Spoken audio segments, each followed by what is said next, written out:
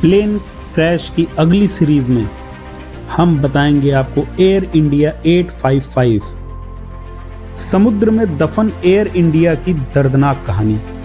जो take off करते ही समुद्र में समा जाने वाला प्लेन, अपनी उड़ान के सिर्फ 101 सेकंड के बाद समुद्र की गहराइयों में दफन हो जाने वाला ये प्लेन एयर इंडिया 855 1978 साल का पहला दिन 1 जनवरी 1978, 1 जनवरी 1978 मुंबई के सेंटा क्रूज एयरपोर्ट, जिसे आप आज के टाइम में छत्रपति शिवाजी महाराज इंटरनेशनल एयरपोर्ट मुंबई के नाम से जानते हैं। बोइंग 747 जो कि भारत का एक विशालकाय जहाज इसी एयरपोर्ट से उड़ान भरने वाला था।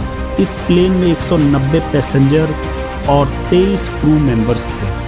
प्लेन को 51 वर्षीय कैप्टन मदन लाल कुक्कड़, जिनके पास 18,000 घंटों का फ्लाइंग एक्सपीरियंस था, इनके को पायलट इंदु वीरमानी, जिनकी उम्र लगभग 42 वर्ष, इन्हें 4,000 घंटों का फ्लाइंग एक्सपीरियंस था, और फ्लाइट इंजीनियर या second officer Alfredo Faria, age 53, इनके पास लगभग 11,000 घंटों का फ्लाइंग एक्सपीरियंस था। प्लेन का नाम एम्परर अशोका, जो कि 6 साल हो चुके थे बोइंग 747-200B को एयर इंडिया की सर्विस में आने पर। शाम 8:12 पर टेक ऑफ के लिए रेडी हो जाता है एयर इंडिया 855। ये सभी वेल एक्सपीरियंस्ड पायलट थे। ये प्लेन अब रनवे 27 पर आ चुका था। ATC ने टेक ऑफ के लिए मंजूरी दे दी थी। एयर इंडिया फ्लाइट 855 धीरे धीरे रनवे पर अपनी स्पीड को बढ़ाते हुए टेक ऑफ कर गया। इस प्लेन को समुद्र के ऊपर से होते हुए दुबई के दुबई एयरपोर्ट जाना था। प्लेन अपने एल्टीट्यूड को गेन करते हुए कैप्टन के द्वारा राइट की ओर मोड़ दिया गया। अब ये अरेबियन सी के ऊपर था। ATC के द्वारा निर्देश दिया जाता है कि पायलट्स को 8,000 फीट की ऊंचाई पर जाने को, और पायलट्स रिपोर्ट्स करें 24,000 फीट को क्रॉस करने पर। फ्लाइट के बॉम्बे कोस्ट लाइन के पार करते ही कैप्टन कुक्कड़ ने एक जेंटल राइट टर्न लिया अरेबियन सी के ऊपर, और फिर वापस इस एयरक्राफ्ट को अपने लेवल में लाते हुए, बट इसके बाद ADI दिखाता है कि प्लेन अभी भी राइट साइड की तरफ झुका हुआ है। कैप्टन कुक्कड़ ने घबराते हुए ये कहा कि अचानक ऐसा क्या हो रहा है कि सारे इंस्ट्रूमेंट्स वापस अपनी पोजीशन क्यों नहीं ले रहे हैं। उन्हें अभी भी महसूस हो रहा है कि प्लेन राइट साइड की तरफ झुका हुआ है, जबकि प्लेन अब सीधा अपनी सीधी डायरेक्शन में जा रहा है। लेकिन ADI के खराब फंक्शन के कारण उन्हें ये नहीं पता चल पा रहा था कि प्लेन इस समय बिल्कुल सीधी उड़ान भर रहा है। उन्हें लगा कि अभी भी ये राइट साइड की तरफ झुका हुआ है, और उन्होंने प्लेन को लेफ्ट साइड की तरफ और घुमाना शुरू किया।